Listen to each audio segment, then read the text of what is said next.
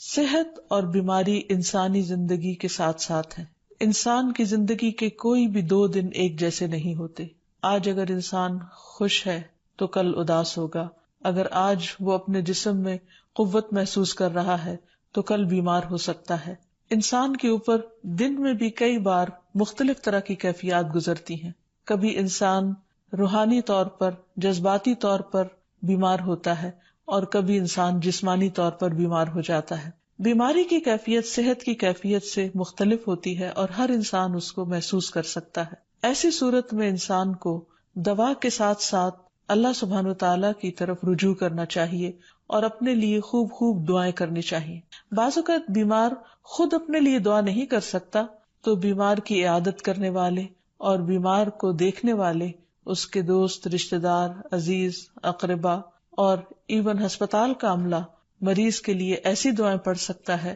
جو اس کے لیے شفا یابی کا ذریعہ ہو سکتی ہیں. تو بات یہ ہے کہ انسان ہر حال میں اپنے رب کا محتاج ہے اور اسے اپنی ہر ضرورت کے لیے اپنے رب کی طرف رجوع کرنا چاہیے، اور خصوصاً قبولیت کے مواقع پر رات کا پچھلا پہر اس کے لیے بہت مناسب ہے، جب اللہ سبحانہ وتعالی بندوں کو پکارتے ہیں کہ ہے کوئی جو مجھ سے دعا کرے تو میں اس کی دعا قبول کر لوں، ہے کوئی جو مجھ سے سوال کرے تو میں اس کو جواب دوں، ہے کوئی جو مجھ سے استغفار کرے تو میں اس کو بخش دوں. تو جب انسان بیمار ہو اور خصوصاً اگر ایسی بیماری کا شکار ہو کہ جس میں بظاہر شفا کی کوئی امید نہ ہو، تو اسے اور بھی زیادہ خشوع و خضوع کے ساتھ اور ایسے اوقات میں اللہ تعالیٰ کی طرف رجوع کرنا چاہیے کہ جلد از جلد صحت یابی ہو سکے. اور اس سلسلے میں کبھی بھی انسان کو اللہ تعالیٰ سے مایوس نہیں ہونا چاہیے. پھر یہ بات یاد رہے کہ جب انسان دعا کرے تو اس سے پہلے اللہ سبحانہ وتعالیٰ کی تعریف کے کلمات کہنا نہ بھولے. تو آئیے آج ہم آپ کو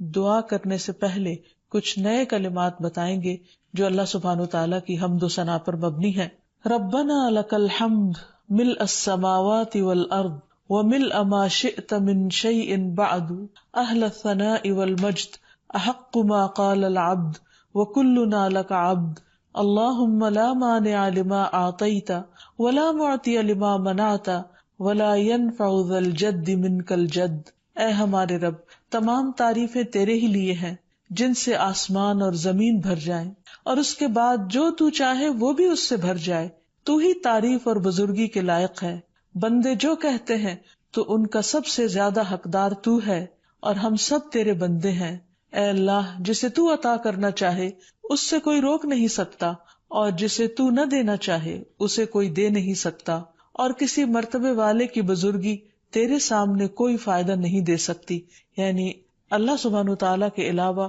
کوئی بھی اور ایسا نہیں ہو سکتا جو انسان کی مشکل کو آسان کر سکے. تو آئیے اس کے ساتھ ہم دیکھتے ہیں کہ بیماری کے اسباب کیا ہوتے ہیں، بیماریاں کیوں آتی ہیں. سب سے پہلی بات تو یہ کہ بیماری اللہ کے اذن سے آتی ہے. جب تک اللہ سبحانہ وتعالیٰ کا اذن نہ ہو انسان پر کوئی کسی قسم کی مشکل آ نہیں سکتی. قرآن مجید میں آتا ہے ما اصاب من مصیبت الا باذن اللہ. جو بھی مصیبت آتی ہے وہ اللہ کے اذن سے آتی ہے اور وہ تقدیر کا حصہ ہوتی ہے، اور اس میں اللہ سبحانہ وتعالیٰ کی حکمت اور مشیت کار فرما ہوتی ہے. اور وہ کیا ہو سکتی ہے؟ مثلاً اللہ تعالیٰ کسی بندے کے ساتھ بھلائی کا ارادہ کرتے ہیں، اس کے گناہ معاف کرنا چاہتے ہیں، اس کو کسی خاص چیز کی سمجھ دینا چاہتے ہیں تو اسے تکلیف میں مبتلا کر دیتے ہیں. کیونکہ بعض اوقات انسان زندگی میں اتنا مصروف ہوتا ہے اپنے روزانہ کے روٹین کے کاموں میں کہ وہ ٹھہر کر، رک کر، خاموشی کے ساتھ وقفہ لیے بغیر کوئی ایسی بات سوچتا نہیں کہ جو اسے سوچنی چاہیے، جو اللہ تعالیٰ چاہتے ہیں کہ وہ سوچے. تو جب انسان بیمار ہو جاتا ہے تو ایک اور کنڈیشن میں آ جاتا ہے، وہ آرام کی کیفیت میں آ جاتا ہے. ایسی صورت میں انسان کو وہ باتیں بھی سوچنے کا موقع مل جاتا ہے جو عام طور پر وہ نہیں سوچتا. پھر اسی طرح ہمیں ہمارا دین یہ بھی بتاتا ہے کہ بعض اوقات انسان پر بیماری یا کوئی بھی تکلیف اس کے اپنے ہاتھوں کی کمائی سے آتی ہے، یعنی اس کا اپنا کوئی گناہ یا قصور ہوتا ہے جس کی بنا پر اسے وہ تکلیف پہنچتی ہے. قرآن مجید میں آتا ہے وَمَا أَصَابَكُم مِّن مُّصِيبَةٍ فَبِمَا كَسَبَتْ أَيْدِيكُمْ وَيَعْفُو عَن كَثِيرٍ. اور تمہیں جو بھی مصیبت پہنچی تو وہ اس وجہ سے ہے جو تمہارے ہاتھوں نے کمایا، اور وہ بہت سی چیزوں سے درگزر کر جاتا ہے. اسی طرح بعض اوقات انسان کی بیماریاں اس کے کسی گناہ کا نتیجہ ہوتی ہیں۔ عمر رضی اللہ عنہ نے جب عباس رضی اللہ عنہ سے بارش کی دعا کرنے کے لیے کہا تو انہوں نے کہا، اے اللہ، بے شک مصیبتیں گناہوں کی وجہ سے ہی نازل ہوتی ہیں اور انہیں صرف توبہ ہٹا سکتی ہے۔ پھر اسی طرح ایک اور روایت میں آتا ہے، رسول اللہ صلی اللہ علیہ وسلم نے فرمایا، جب بھی کسی رگ یا آنکھ کو نقصان پہنچتا ہے تو وہ کسی نہ کسی گناہ کی وجہ سے ہوتا ہے،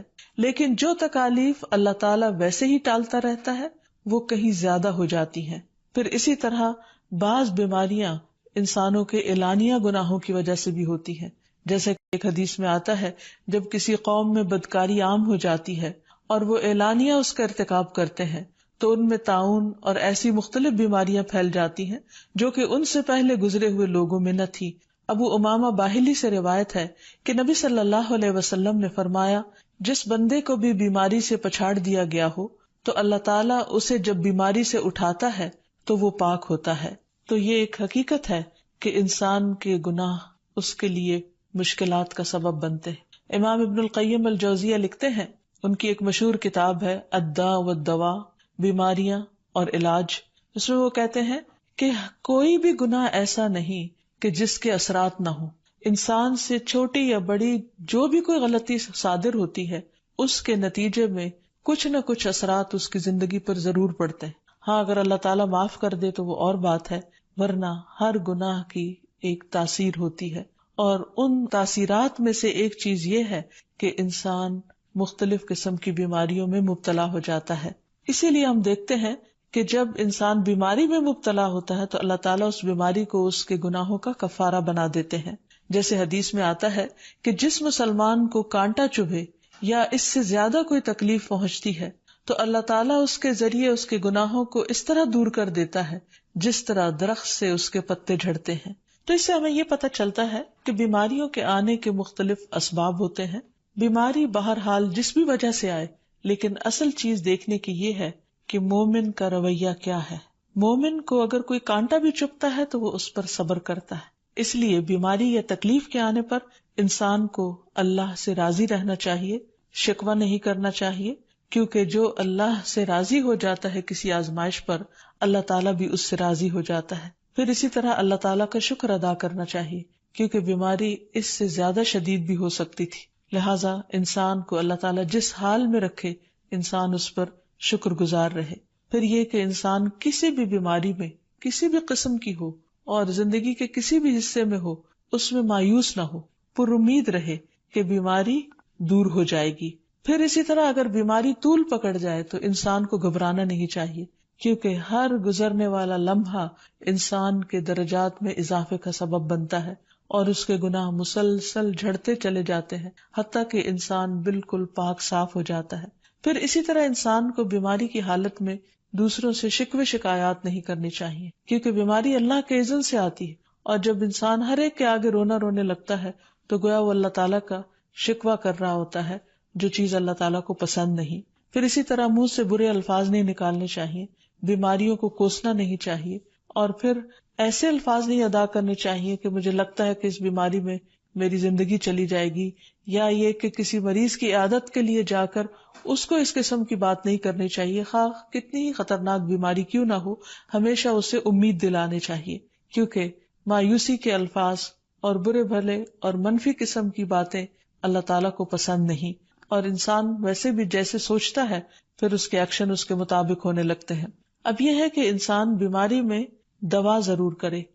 کیونکہ حدیث میں آتا ہے کہ اللہ تعالیٰ نے کوئی بیماری ایسی نہیں اتاری جس کے لیے دوا نہ اتاری ہو۔ ہاں، جسے معلوم ہو اسے معلوم ہوتا ہے، اور جسے نہیں معلوم ہوتا اسے نہیں معلوم ہوتا۔ بعض اوقات اللہ تعالیٰ ڈاکٹر کے دل میں ڈال دیتا ہے اور اس کا علاج اس کو سمجھ میں آ جاتا ہے، اور بعض اوقات وہ بیماری لا علاج ہوتی ہے، حالانکہ اس کا علاج موجود ہوتا ہے مگر کسی کو بھی علاج سمجھ میں نہیں آتا۔ بہرحال نوعیت کچھ بھی ہو تو علاج ضرور کراتے رہنا چاہیے، اور کبھی مایوس نہیں ہونا چاہیے کہ اس بیماری کا علاج ہو نہیں سکتا، نہیں، ایک کے بعد ایک کوشش انسان کرتا رہے، اور جب اللہ کا اذن ہوگا بیماری دور ہو جائے گی۔ اور اس کے ساتھ ساتھ انسان یہ بھی یقین رکھے کہ شفا اللہ کے ہاتھ میں ہے، کسی ڈاکٹر کے ہاتھ میں نہیں، کسی انسان کے ہاتھ میں نہیں، کیونکہ جب تک اللہ کا اذن نہ ہو شفا نہیں ہو سکتی، خواہ کوئی کتنا بھی بڑا ڈاکٹر کیوں نہ ہو۔ اسی لیے نبی صلی اللہ علیہ وسلم کی دعاؤں کے آخر میں آتا ہے کہ لا شفا الا شفاؤک، کوئی شفا نہیں مگر